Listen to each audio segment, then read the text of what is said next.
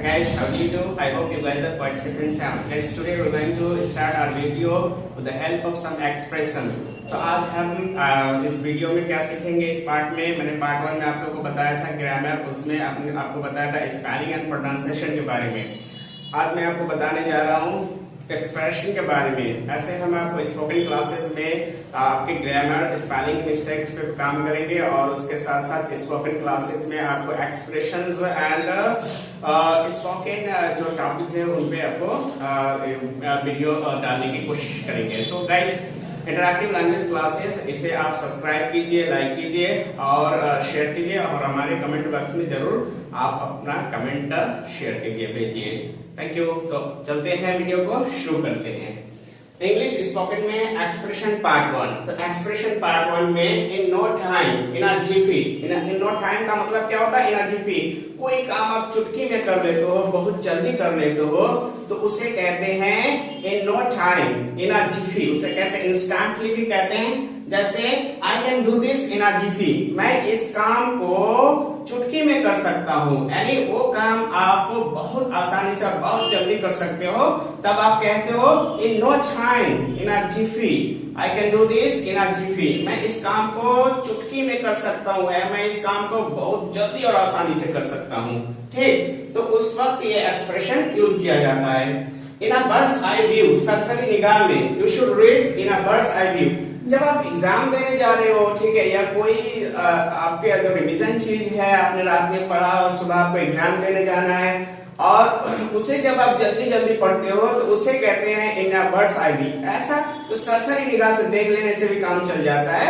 ऐसी चीज को, ऐसे करने को, ऐसी पढ़ाई करने को, कोई भी काम कर रहे हो तो उसे कहते हैं in a bird's eye view. Okay, तो you should read in a bird's eye view, तुम्हें सरसरी निगाह में पढ़ लेनी चाहिए जो चीजें, ओवरऑल चीजें हैं। ठीक है, उसके बाद है to be filled with joy. Okay, खुशी, बहुत खुश होना, टू बी डिलाइटेड। ओके, बहुत खुश होना, आप से बाहर होना, आप से बाहर होना। कोई आदमी इतना खुश हो जाता है कि वो बोल देता है खुदा तो मेरा बंदा है और मैं तेरा खुदा हूँ। ठीक है, इतना खुश हो जाता है, तो वो वाली खुशी। ठीक है, he was filled with joy, he was filled with joy, वह आपे से बाहर था, वो बहुत खुश था।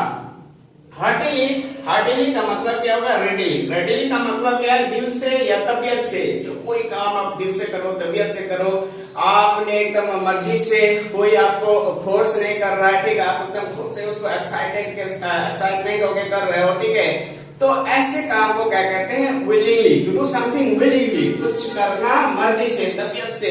जैसे हंसो के खिलखिला के तबीयत से। He was laughing heartily, वो तबीयत से हंस रहा था। Okay, I am doing this readily, मैं इसे अपनी मर्जी से कर रहा हूँ, कोई मुझे फोर्स नहीं कर रहा। I want to do this heartily, okay, मैं इसे दिल से करना चाहता हूँ।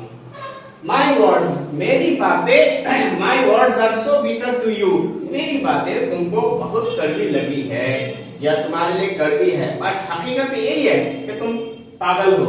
You words, तुम्हारी बातें। अगर कहोगे his words, उसकी बातें, her words, उसकी बातें, their words, उन सब की बातें, our words, ये लगाना है my, ours, जो आप लगाओगे उसके बाद words लगाओगे, तो मेरी बातें, तुम्हारी बातें, उसकी बातें, इसकी बातें, उनकी बातें, हम सबकी बातें हो जाएगी।